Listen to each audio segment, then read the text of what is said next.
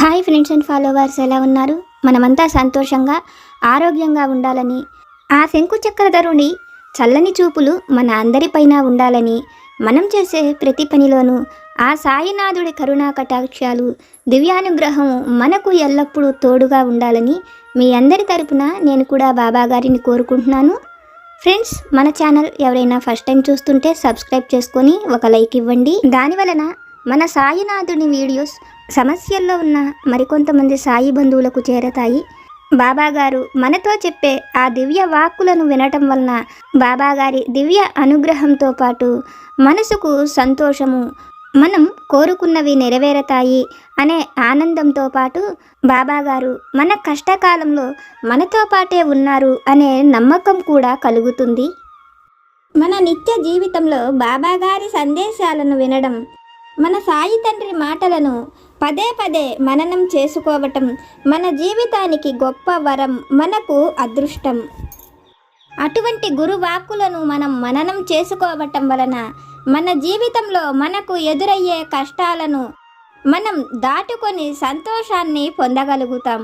బాబాగారి మాటలు మనకు మంచి మార్గాన్ని చూపిస్తాయి.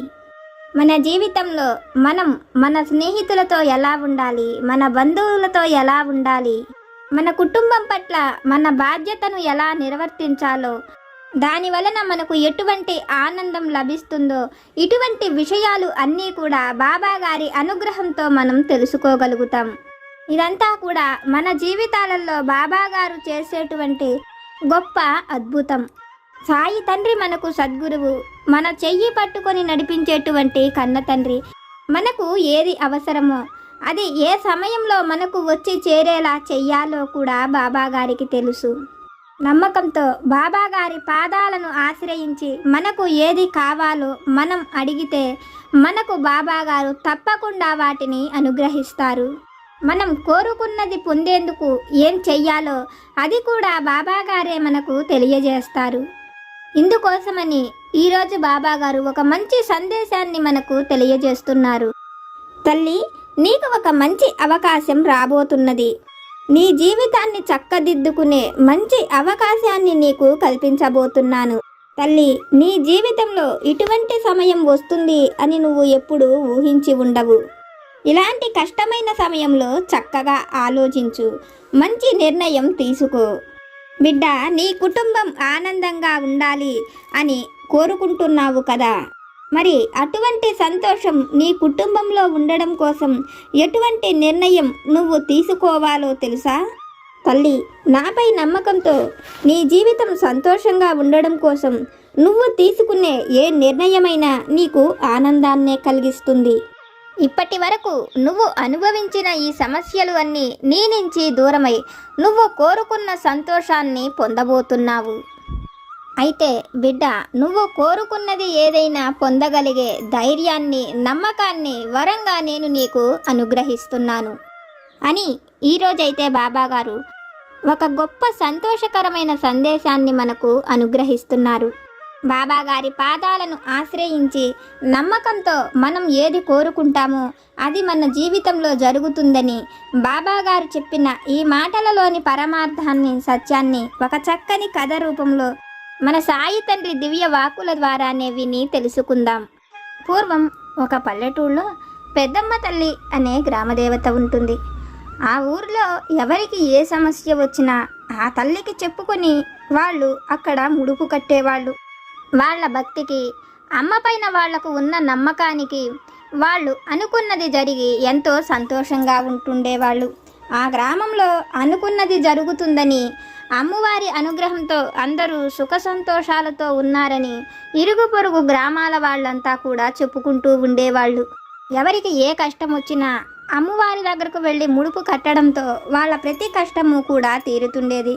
అమ్మ కూడా తన బిడ్డలు అడిగిన ప్రతి కోరిక నెరవేరుస్తూ వాళ్ళు సంతోషంగా ఉంటుంటే అమ్మ కూడా సంతోషపడేది.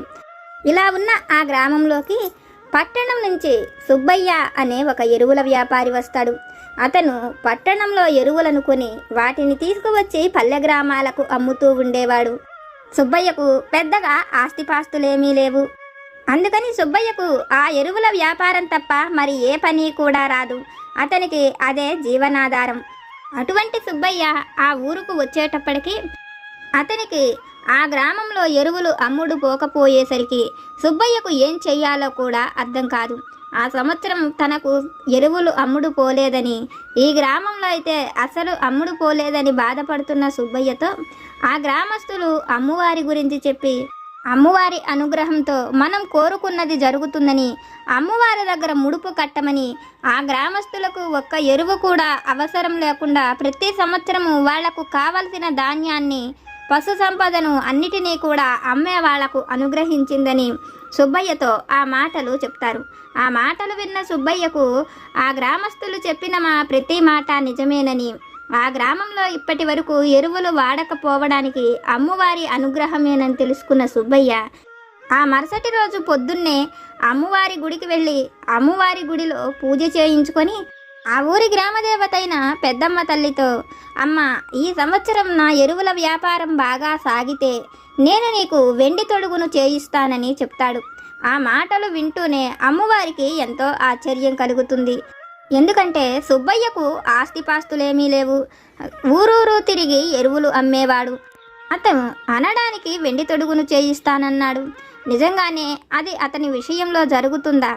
ఒకసారి అతను అనుకున్నట్లే జరిగేలాగా ఊరికి ఎరువులు అవసరమయ్యేలాగా చెయ్యాలనుకున్న అమ్మ ఆ సంవత్సరం అతను కోరుకున్నట్లుగానే ఎరువులు చల్లందే పంట దిగుబడి రాకుండా ఉండేట్లుగా అమ్మ చేస్తుంది. ఆ సంవత్సరం గ్రామస్తులు అందరూ కూడా సుబ్బయ్య దగ్గర ఎరువులు కొంటారు. ఆ ఎరువులు చల్లి పంటను పండిస్తారు. దాంతో సుబ్బయ్యకు ఆ సంవత్సరం బాగా వ్యాపారం జరిగి అతను అమ్మవారికి అన్నట్లుగానే వెండి తొడుగును చేయించి తెచ్చిస్తాడు. సుబ్బయ్య ఆ విధంగా వెండి తొడుగును చేయించి అమ్మవారికి తెచ్చివ్వటం అతని స్నేహితుడైన రామయ్య అనే వ్యక్తి కూడా చూస్తాడు. సుబ్బయ్యలాగా రామయ్యది ఎరువుల వ్యాపారం కాదు, అతనిది పురుగుల మందు వ్యాపారం. సుబ్బయ్య జరిగిన అన్ని విషయాలు రామయ్యతో చెప్పడంతో రామయ్య మనసులో ఆ పెద్దమ్మ తల్లిని మనసులో తలుచుకుంటూ, అమ్మ, ఈ సంవత్సరం ఈ పురుగుల మందులు ఇక్కడ బాగా అమ్ముడుపోతే నేను బంగారు వడ్రాణం చేయించి తెచ్చిస్తానని అనుకుంటాడు. ఆ మాటలు వింటూనే అమ్మ ఆశ్చర్యపోతుంది. అతని స్నేహితుడు వెండి తొడుగు చేయించి ఇస్తాను అన్నాడు కదా, అందుకనే ఇతను బంగారు వడ్రాణం చేయించి ఇవ్వాలనుకుంటున్నాడా? అసలు నిజంగానే ఇతను అన్నట్లుగా బంగారు వడ్రాణం చేయించి ఇవ్వగలుగుతాడా? పంటలకు తెగుళ్ళు వస్తే వాటిపైన అమ్మే మందులతో ఇంత సంపాదించగలుగుతాడా? అసలు ఏం జరుగుతుందో రామయ్య జీవితంలో కూడా చూడాలనుకున్న అమ్మ రామయ్య కోరుకున్నట్లుగానే ఆ సంవత్సరం పంటలకు ఎక్కువగా తెగుళ్లను రాణిస్తుంది.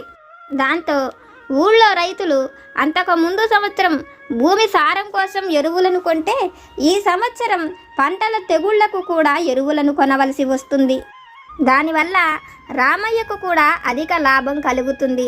రామయ్య అమ్మవారికి అన్నట్లుగానే బంగారు వడ్రాణాన్ని చేయించి తెచ్చిస్తాడు.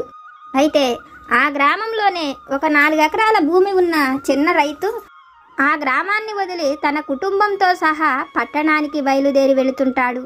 అయితే రాత్రిపూట గ్రామాన్ని కాపలా కాయడం కోసం అమ్మవారు ఆ గ్రామమంతా కూడా తిరుగుతూ ఉంటుంది. అలా తిరుగుతున్న అమ్మకు ఆ వెళ్ళిపోతున్న రైతు కుటుంబం కనబడడంతో మారు రూపంలో ఉన్న అమ్మ అతను ఎక్కడికి వెళుతున్నాడని అడిగేటప్పటికి ఆ రైతు ఆ పెద్దమ్మతో, నేను ఈ ఊరు విడిచి వెళ్ళిపోతున్నాను. 2 సంవత్సరాల నుంచి సరిగ్గా పంటలు కూడా లేవు. మందులు ఎరువులను వేసినా కూడా పంటలు సరిగ్గా పండటం లేదని, దానివలన అతని కుటుంబము ఎన్నో సమస్యలను ఎదుర్కొంటున్నామని, అప్పులు కట్టలేక ఎన్నో సమస్యలను ఎదుర్కొంటున్నామని, పెద్దమ్మను అడిగినా కూడా అమ్మ అనుగ్రహం పొందలేకపోతున్నామని ఆమెతో చెప్తాడు. ఆ మాటలు విన్న పెద్దమ్మ చిరునవ్వు నవ్వుతూ, అమ్మ అనుగ్రహం ఎప్పుడూ ఉంటుంది. అమ్మవారి మీద నమ్మకంతో ఈ సంవత్సరం ప్రయత్నించి చూడు. నువ్వు కోరుకున్న పంట పండుతుందని, నీకు ఉన్న అప్పులు సమస్యలు అన్నీ కూడా తీరిపోతాయని, అలా జరగని పక్షంలో మరి సంవత్సరం ఈ గ్రామాన్ని విడిచి వెళ్ళమని ఆ రైతుతో చెప్తుంది. ఆ పెద్దవ్వ చెప్పినట్లుగానే ఆ రైతు అతని కుటుంబం కూడా ఆ సంవత్సరం అమ్మవారి అనుగ్రహంతో పండాలని కోరుకుంటూ అక్కడి నుంచి వెనుదిరిగి వెళ్ళిపోతారు. అయితే అతనిలాగా చాలామంది ఆలోచించి పట్టణంలో ఏదైనా చిన్న చిన్న పనులైనా చేసుకుంటూ ఉండాలని, వ్యవసాయం సరిగ్గా పండటం లేదని ఆలోచించిన మిగిలిన రైతులంతా కూడా ఆ గ్రామాన్ని విడిచి పట్టణానికి వెళ్ళిపోతారు. దానివలన వ్యాపారం బాగా తగ్గిపోవడంతో రామయ్య, సుబ్బయ్య ఇద్దరూ కూడా ఆ గ్రామాన్ని విడిచి వేరే గ్రామానికి వెళుతుంటారు. సుబ్బయ్య, రామయ్యలు కూడా ఆ విధంగా గ్రామాన్ని విడిచి వెళ్ళటం చూసిన అమ్మవారు మారు రూపంలో వాళ్ళ దగ్గరకు వచ్చి వాళ్ళు ఆ విధంగా గ్రామాన్ని ఎందుకు విడిచి వెళుతున్నారని, వాళ్లకు ఆ గ్రామంలో అంతా బాగానే సాగుతున్నప్పుడు వాళ్ళు ఆ గ్రామాన్ని విడిచి వెళ్ళవలసిన అవసరం ఏమున్నదని అడుగుతుంది.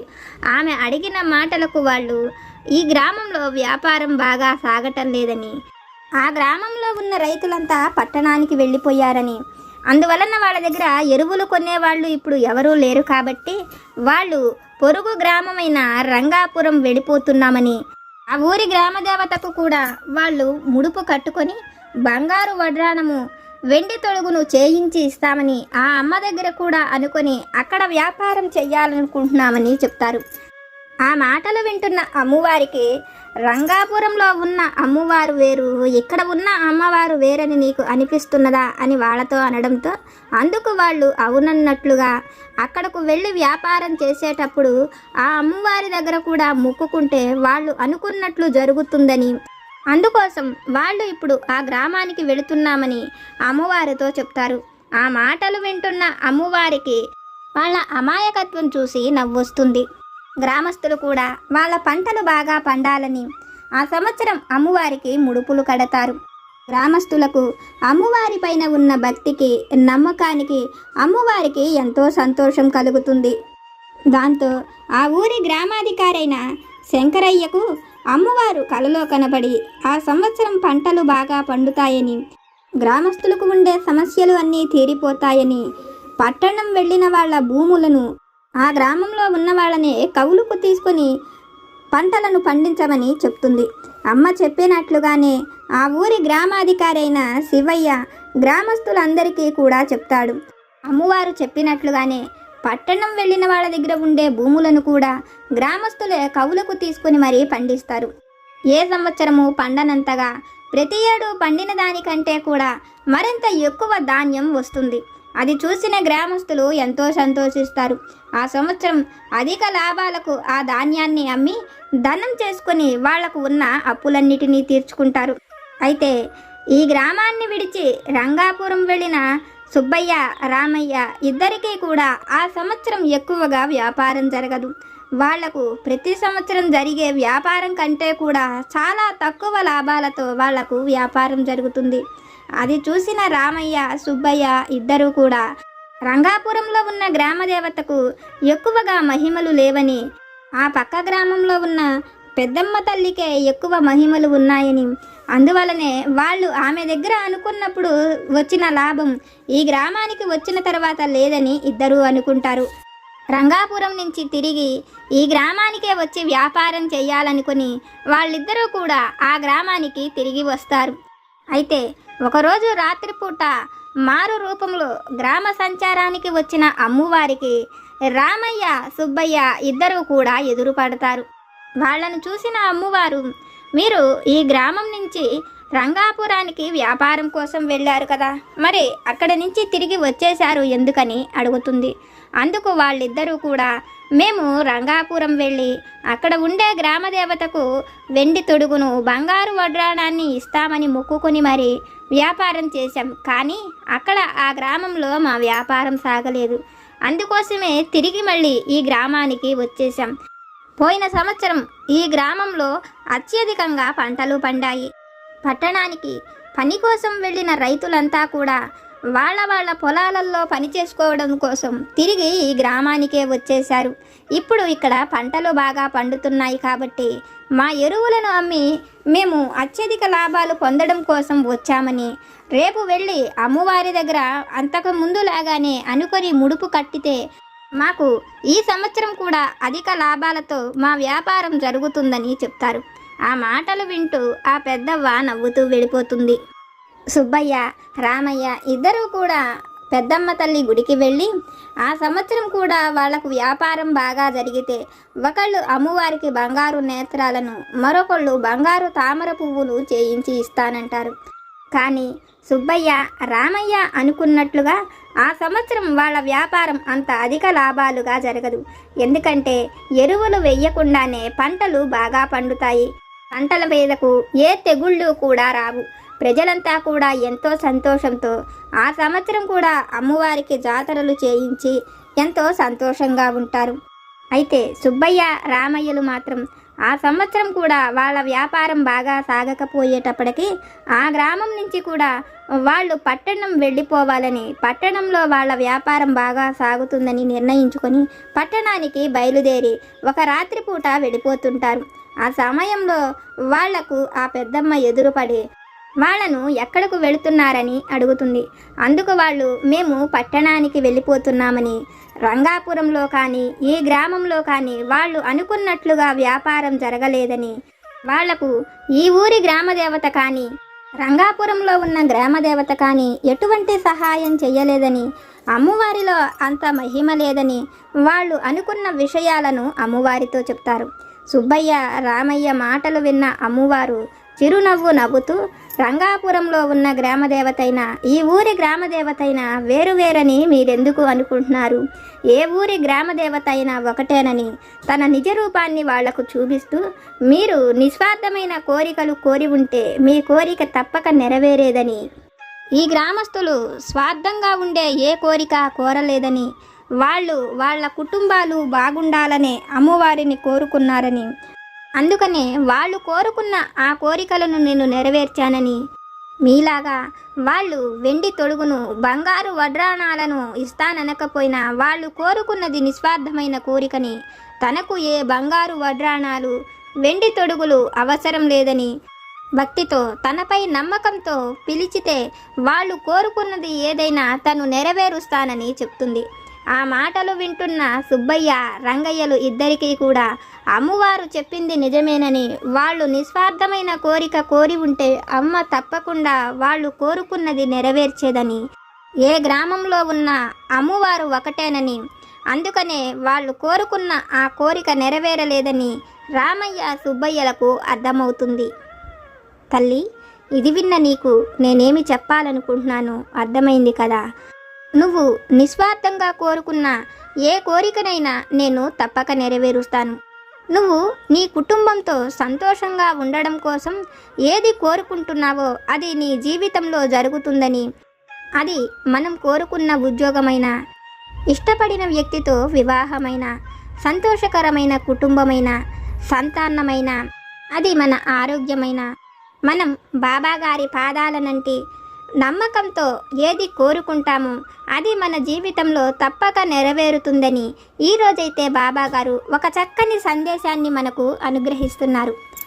ఫ్రెండ్స్, బాబాగారు మనల్ని అనుగ్రహించి చెప్పిన ఈ దివ్య వాక్కులను విన్నారు కదా. బాబాగారి వాక్కుల ద్వారా మనం తెలుసుకున్న ఈ విషయాలు కనుక మీకు నచ్చితే లైక్ చేయండి, షేర్ చేయండి. మీకేమైనా సమస్యలు కనుక ఉంటే వాటిని నాకు కామెంట్ సెక్షన్లో పెట్టండి. నేను పూజ చేసుకునేటప్పుడు మనందరి సమస్యలు తీరాలని, మనందరి కోరికలు నెరవేరాలని మీ అందరి తరపున నేను కూడా బాబాగారిని కోరుకుంటాను. నాకు తెలిసిన పరిష్కారాలను కూడా చెప్తాను. జై సమర్థ సద్గురు సాయినాథ్ మహారాజ్ కీ జై.